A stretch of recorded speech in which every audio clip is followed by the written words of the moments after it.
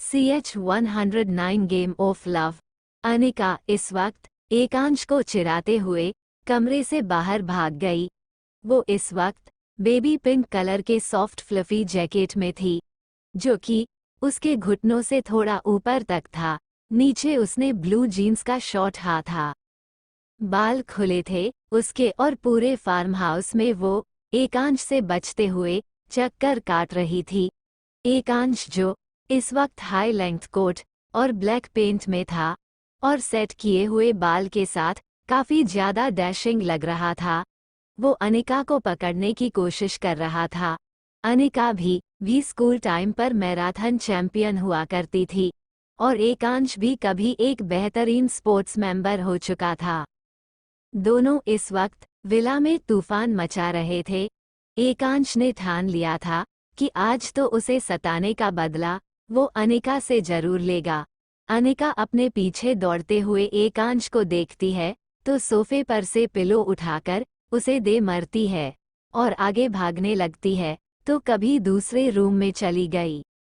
तभी एकांश अनिका को डराते हुए उसके पीछे पीछे भाग भाग कर बोला, अंडस को जितना तड़पाओगी स्वीट हार्ट उतनी ज्यादा परेशानी होगी तुम्हें, सो कम ऑन। अनिका हंसते हुए एकांश की बात को इग्नोर करते हुए बोली, अंडस को जीतना डराना है डरा लो मिस्टर थर्की, मैं नहीं डरूंगी, अब मैं तुम्हारी बातों में नहीं आने वाली। पकड़ सकते हो तो पकड़ लो, मैं भी एक बहुत अच्छी एथलीट रह चुकी हूँ अपने स्कूल टाइम पर, इतनी आसानी से तुम्हारे हाथ नहीं आऊंगी। अनिका वहां से सीधा स्टडी रूम की तरफ चली गई और उसने अंदर से दरवाजा लगा लिया। एकांश कुछ सेकंड्स की दूरी पर खड़ा रह गया, क्योंकि अनिका जिस वक्त दरवाजा लगा रही थी उस वक्त उसका हाथ दरवाजे में अटक सकता था और उसे चोट लग सकती थी। इसलिए उसने अपने कदम पीछे कर लिए और हल्की एविल स्माइल चेहरे पर लाते हुए वो दरवाजे के बाहर ही खड़ा होकर तेज आवाज में अनिका से बोला, डी अंडस को गुड मूव बेबी बट इतनी जल्दी तुम नहीं जीत सकती। हाँ। अनिका स्टडी रूम के अंदर लेदर चेयर पर बैठकर पैर पर पैर चढ़ाए तेज आवाज में शान से एकांश से बोली, अंडस को अब तो आप हार गए मेरे ठरकी पतिदेव, अब तो अपनी हार मान लो। अनिका माथुर से कोई नहीं जीत सकता। तभी दरवाजे के बाहर से अपनी सख्त मर्दाना आवाज में अनिका से बोला, अंडस को अपना असली सरनेम लगाना भूल गई तुम sweet heart, dot U now ना, अब तुम मेरे साथ मैरिड हो। अनिका थकी हुई आवाज में एकांश से बोली, अंडस को हाँ इसी बात का तो पछतावा है कि मैं मैरिड हो गई और मुझे यकीन तक नहीं होता, लेकिन अब तो मैं स्टडी रूम का दरवाजा बिल्कुल नहीं खोलूंगी। एकांश भी दरवाजे के बाहर से बोला, अंडस को ओके मत खोलो, अंदर ही सड़ो, मैं वापस जा रहा हूँ, 2-3 दिन बाद वापस आऊंगा तुम्हें लेने, तब तक के लिए enjoy without my wild romance baby. इतना बोल उसके कदमों की आहट दूर जाती हुई अनिका को सुनाई दी। अनिका बिल्कुल सर्द होके बैठ गई और कुछ सोचने लगी। थोड़ी देर बाद भी जब अनिका को एकांश की ना कोई आवाज आई और ऐसा लगा जैसे वो घर से बाहर चला गया है, तो अनिका हैरत में आ गई और अपने सर पर हाथ मारते हुए खुद से बोली, अंडस को अरे ये मैंने क्या कर दिया, एक तो इतने दिनों बाद ये आया था और फिर मैंने से भगा दिया। ना ना ना, मैं अकेली यहाँ क्या करूँगी, मुझे यहाँ बो नहीं होना। और अनिका झट से स्टडी रूम का दरवाजा खोलती है और सामने वो बिल्कुल सन्नाटा देखती है।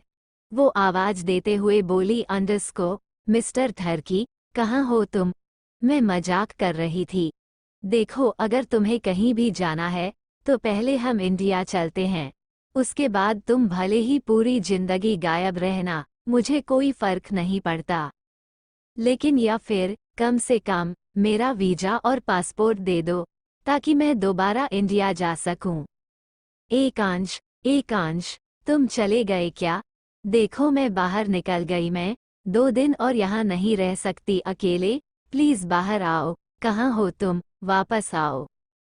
अनिका एकांश को बुलाती रही और उसे आवाज लगाते लगाते वो हाउस के में डोर पर पहुंच गई, जहां उसे कुछ बाउंसर्स वहां पहरा देते दिखाई दिए। अनिका बाउंसर से एकांश के बारे में पूछने लगी। तभी सामने वाले बाउंसर ने अनिका से बिना एकांश के बारे में बताए ही उसे दोबारा से अंदर जाने को कह दिया। अनिका फार्म हाउस के अंदर आ गई और सोफे के पास आकर खड़ी हो गई। वो अपने सिर पर हाथ रखते हुए बोली, अंडस्को, ये मैंने क्या कर दिया?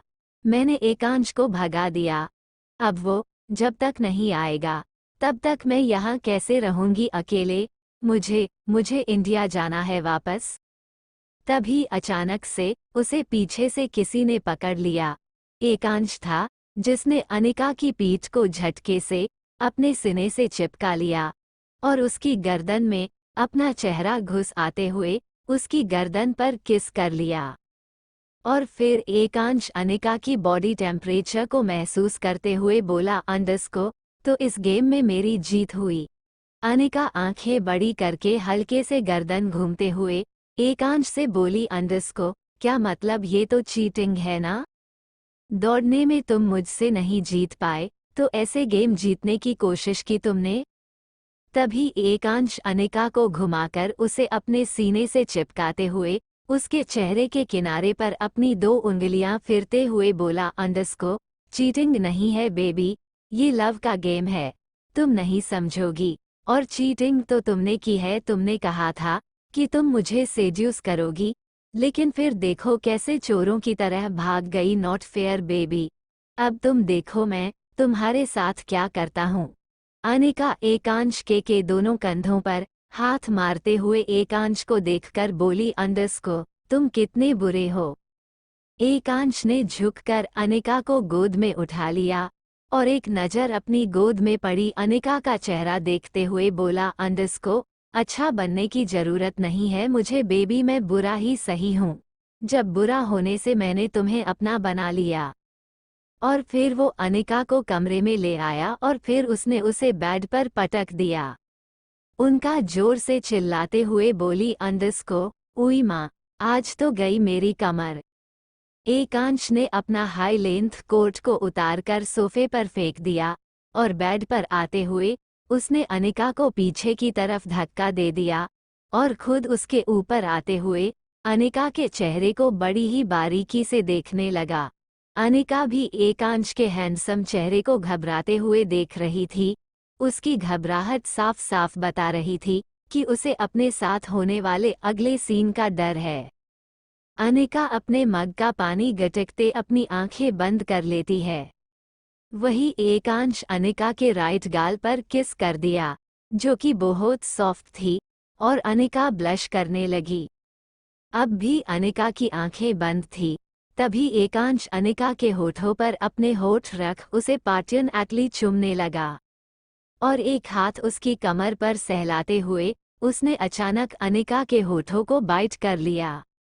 अनिका ने दर्द से आह भरते हुए जल्दी से अपनी आंखें खोल ली, मगर एकांश अभी भी उसे किस करने में लगा था। एकांश की किस बहुत खड़ा वाइल्ड होने लगी थी और अनिका एकांश की न्यूड पीठ पर अपनी हथेली से सहलाते हुए उसकी किस में इन्वॉल्व होने लगी। अब तकरीबन 15 मिनट होने को आ हुए थे। अनिका सांस तक ठीक से नहीं ले पा रही थी। तभी एकांश ने अनिका के होठों को छोड़ उसकी पूरी बॉडी को किस करना स्टार्ट कर दिया। साथ ही उसकी बाइट करने की रफ्तार भी बढ़ती जा रही थी। अनिका ने बेडशीट पर अपनी मुट्ठी कसते हुए सिसकियां लेते हुए एकांश से कहा, मिस्टर थर्की, stop it, you are hurting me.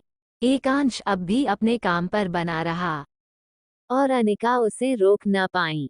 Ekansh अब बाइट इतना जोर से अनिका के पेट पर आकर करने लगा कि अनिका की जोरों की चीख निकल हुई और वो परेशान होते हुए एकांश से बोली, अंडस्को, प्लीज मिस्टर थर्की, मैं कॉम्प्रोमाइज कर रही हूँ ना। फिर इतना क्यों दर्द दे रहे हूँ? Please little slowly. Ekansh Anika को पलटकर उसके पीठ पर अपनी चौड़ी छाती चिपकते हुए उसके कान के पास आके कोल्ड वॉइस में बोला, अंडस्को, this is your little punishment sweet heart. और उसकी बैक बॉडी को किस और बाइट करने लगा। इसी तरह एकांश अनिका को यूं ही प्यार करते हुए उसे फिर से पलटकर उसकी बॉडी में एंटर हो गया। तकरीबन 3 घंटे बाद अनिका और एकांश दोनों एक दूसरे से लिपटे एक हाई ब्लैंकेट में सो गए। रात का वक्त हो चला था। अनिका की आंखें खुली तो उसने रूम में खुद को अकेला पाया। अनिका बेड पर उठकर बैठ हुई। व्हाइट ब्लैंकेट को उसने सीने तक कवर किया। फर्श पर पड़े उसके कपड़ों पर उसकी नजर पड़ी। फिर एक कमरे में नजरें घुमाते हुए खुद से बोली, अंडस्को, कहीं ये ठरकी दोबारा तो कहीं गायब नहीं हो हुआ मुझे छोड़कर। Where is he? आगे जारी है। कल रक्षाबंधन था तो मैं कुछ लिख नहीं पाई। सो आज फिर आ गई CH-110। खा ही जाओगे क्या? तकरीबन शाम के वक्त जब अनिका की आंखें खुली तो उसने कमरे में अपने आप को फिर से अकेला पाया। वो चौंकते हुए बेड पर बैठ गई और पूरे कमरे में नजरें दौड़ते हुए वो मुंह बनाकर खुद से बोली, कहीं ये मिस्टर थर्की दोबारा से तो चला नहीं गया, कहीं फिर से ये 2-3 दिन बाद तो नहीं आएगा। तभी उसे अंदर की तरफ खुलती दरवाजे की आवाज आई। अनिका ने दरवाजे की तरफ अपनी नजरें की तो सामने से एकांश आया, जो इस वक्त ब्लू जीन्स, ब्लैक शर्ट और ब्लैक जैकेट में बड़ा ही डैशिंग लग रहा था और शूज भी बिल्कुल कॉलेज बॉयज वाले पहने हुए थे। सेट किए हुए बाल तो जैसे उसके लुक पर बवाल मचा रहे थे। अनिका आंखें फाड़कर एकांश को ऊपर से नीचे तक देखने लगी। वही एकांश अनिका के सामने आ खड़ा हुआ और हल्की सी तिरछी मुस्कुराहट के साथ वो अनिका को देखते हुए बोला, अंडस्को, उठ गई बेबी? ज्यादा थकावट तो नहीं हो रही? अनिका अभी भी मुंह फाड़े एकांश को देख रही थी, जिसका लुक आज कुछ ज्यादा ही बदला हुआ लग रहा था। पहले अनिका एकांश को सिर्फ 3 पीस सूट या लोअर टी शर्ट में देखा करती थी, लेकिन आज एकांश ने बिल्कुल कॉलेज बॉयज की तरह अपना लुक किया हुआ था, जिसे देखकर अनिका का दिल अब जोरों से धड़कने लगा और अब तो वो सांस भी लेना भूल गई थी। तभी एकांश एक्सप्रेशंस चेहरे के साथ गर्दन झुकाकर अनिका की आंखों में देखते हुए बोला, अंडस्को, क्या हुआ बेबी? मुझे देखकर दोबारा ईमान डोल गया? कपड़े उतारो अपने। एकांश की बात सुन अनिका ने झट से अपना मुंह बंद कर लिया और अपना सर झटकते हुए अपनी सेंस में आकर बोली, अंडस्को, आज कुछ ज्यादा ही बन ठन कर नहीं आए हो? कहीं किसी और को पटाने जाना है क्या? एकांश गर्दन टेढ़ी करके अनिका को देखते हुए बोला, अंडस्को, मेरी बीवी तो मुझसे पट नहीं रही, किसी और को क्या पटाऊंगा? मेरी पर्सनैलिटी इतनी भी स्ट्रांग नहीं है, वरना तुम्हें मुझसे प्यार हो जाता। अनिका एकांश की बात सुन मन ही मन उसे देखते हुए बोली, अंडस्को, अब तुमसे और कितना कोई प्यार करें? आज तो इतने हैंडसम लग रहे हो कि जान भी मांगोगे तो वो भी दे दूंगी। और ये मेरा थर्की हस्बैंड कहता है कि मुझे इससे प्यार नहीं है। कितना सोना लग रहा है, लेकिन अच्छा है, इसे लगता है कि मैं इससे प्यार नहीं करती। और शायद ये प्यार है भी नहीं, सिर्फ एक अट्रैक्शन है।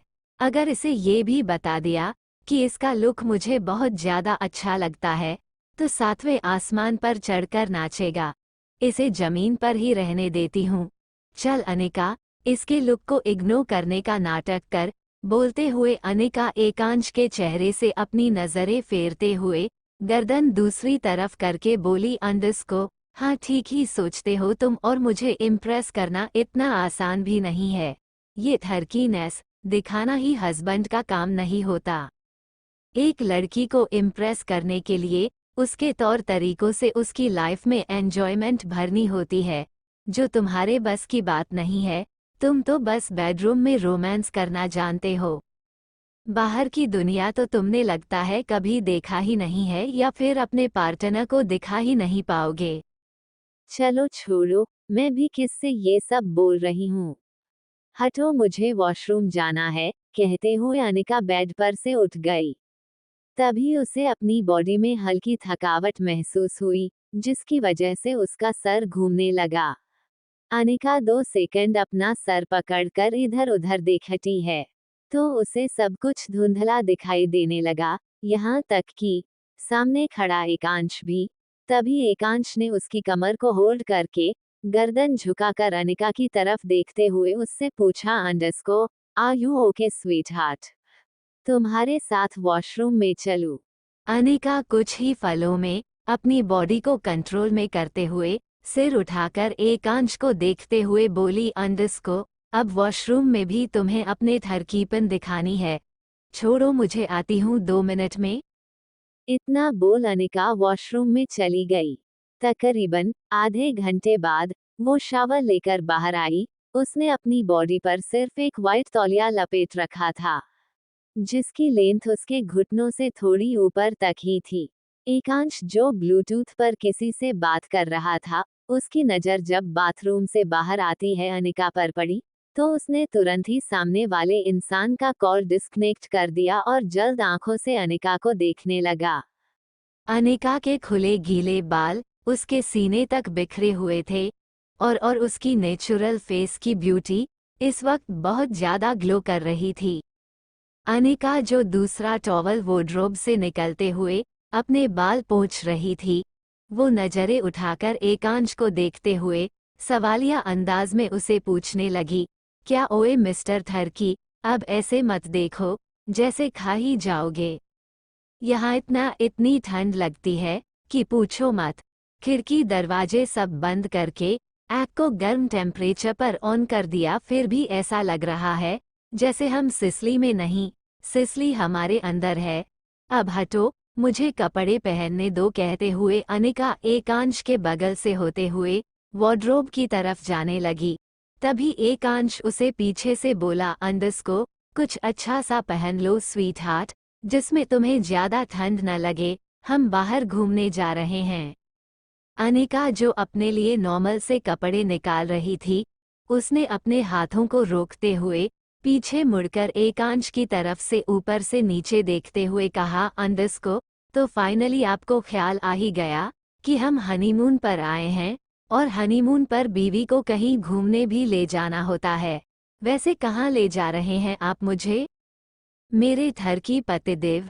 तभी एकांश सख्त आवाज में अनिका से बोला, अंडरस्को, चुपचाप अपने कपड़े पहनो वरना प्लान कैंसिल करना पड़ेगा मुझे। अनिका अपना चेहरा नाम हिलाते हुए बोली, अंडरस्को, वेट ना यार, अभी तैयार होती हूँ, बाहर कहीं घूमेंगे तो थोड़ा सा दिमाग फ्रेश होगा, एक ही कमरे में मैं इतने टाइम तक नहीं रह सकती, मैं बस 5 मिनट दो, मैं तैयार हो जाती हूँ।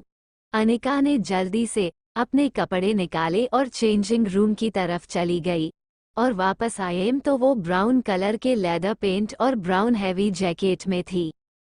एकांश अभी अपने मेल शेयर कर रहा था और उसकी नज़र फिर से अनिका पर पड़ गई। जल्दी से ड्रेसिंग टेबल के सामने गई और अपने बाल संवारते हुए एकांश के सामने खड़ी होकर पूरी एक्साइटमेंट के साथ बोली, अंडरस्को, चलो कहाँ चलना है, चलते हैं। अनिका ने अपने बाल खुले किए हुए थे। तभी एकांश ने अपना सर नामे हिलाते हुए अपना रुख वार्डरोब की तरफ बढ़ाया और उसमें से एक नर्म मुलायम टेडी वाली टोपी निकलते हुए अनिका के सर पर पहना दी और उसके चेहरे को देखते हुए बोला, अंडरस्को, बाहर बहुत ज्यादा ठंड है, ये सिसली है, मुंबई नहीं। अब चलो इधर। अर्जुन और बिरजू दोनों ही इटली के सबसे बड़े और महंगे क्लब में पहुंच चुके थे विदेशी लड़कियों की अद्भुत झांकी देखने। ये क्लब बहुत ज्यादा बड़ा था और यहाँ बिल्कुल आधुनिक रंग महल जैसा माहौल था। स्टेज पर बहुत सारी लड़कियां एक साथ अपनी अदाओं के जलवे बिखेरते हुए इंग्लिश गाने पर डांस कर रही थी। बिरजू, जो ड्रिंक काउंटर पर अर्जुन के बगल में खड़ा उन सबको देखकर सीटियां बजा रहा था।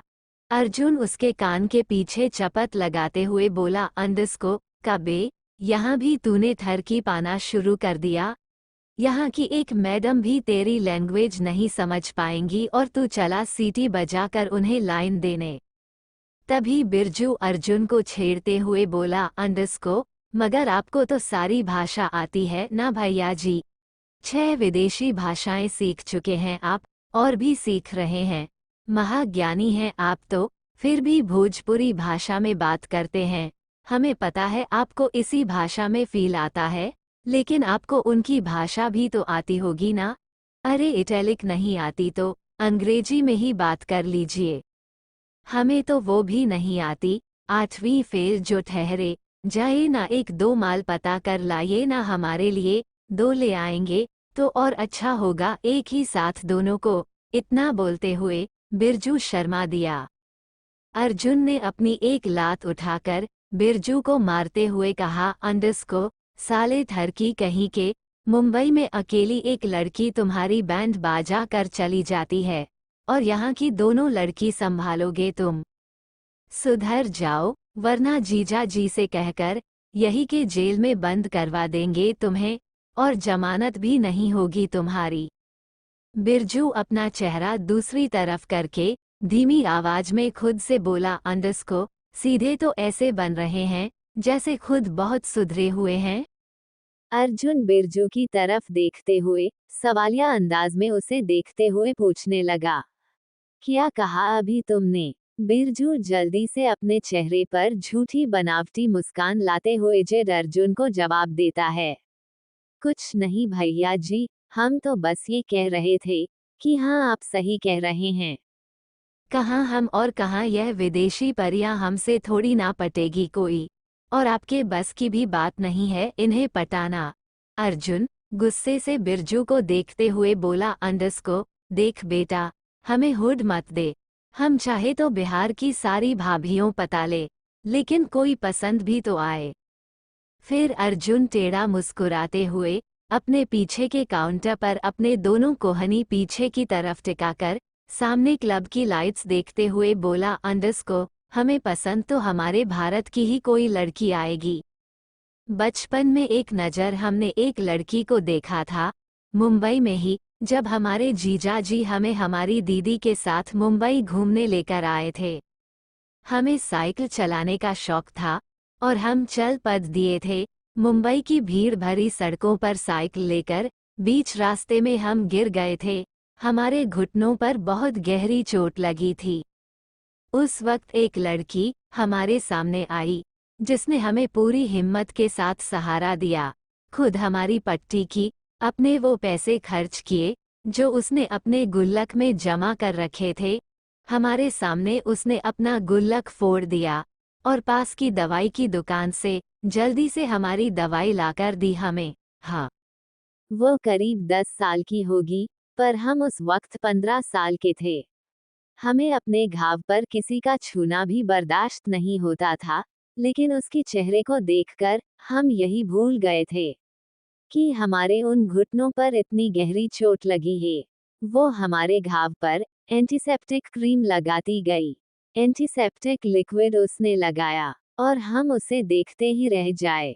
अर्जुन आगे कुछ बोलता, इससे पहले बिरजू सड़ा हुआ मुंह बनाते हुए अर्जुन से बोला, अंडस को, बस भैया, ये फिल्मी कहानी हमने मत सुनाया। मैया कसम बोर हो गए हम तो। एक काम करिए, आप यहाँ की विदेशी शराब पी लीजिए और थोड़ा इस क्लब में इधर उधर घूम कर लिए, पता आपको कोई हिंदुस्तानी लड़की दिख जाए जिस पर आपका दिल आ जाए। उतना हम तो चलते हैं यहाँ की स्टेज पर नाच रही गोरी लड़कियों के साथ नाचे, हमारा तो बहुत मन कर रहा है। बोलते हुए बिरजू अपने हाथ में मौजूद ड्रिंक से भारी ग्लास को पूरा एक बार में ही भटकते हुए स्टेज की तरफ चला गया। इधर अर्जुन हाथ में वाइन का ग्लास लिए काउंटर से दूसरी तरफ हल्की सी मुस्कुराहट के साथ काउंटर की दूसरी तरफ जाकर यूं ही घूमने लगा। वहां कुछ ज्यादा ही भीड़भाड़ होने लगी थी, सब ठुमक ठुमक कर नाच रहे थे।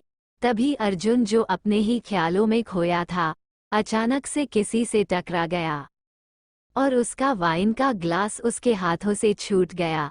सामने वाले शख्स को, जो कि कोई लड़की थी, उसे संभालते हुए अर्जुन ने उसकी कमर को हट कर दिया। वह लड़की जिसके चेहरे के सामने उसके घने लंबे बाल आ गए थे, उसे लड़की ने उसे जल्दी से अपने चेहरे को झांकते हुए साइड किया और अर्जुन को उसे लड़की के जिस्म से आती खुशबू मोहित करने लगी। उसकी आंखें बस एक तक होकर उसे लड़की का चेहरा देखने के लिए बेसब्र हो रही थी, जो कि अपनी कमर से पीछे की तरफ झुकी हुई बस अपना बाल पीछे करते खड़े होने की कोशिश कर रही थी। आगे जारी है। तब तक आप गैस करिए कि कौन है वो लड़की। आपका दिन शुभ हो। ट्यूलिप चमकता दिल।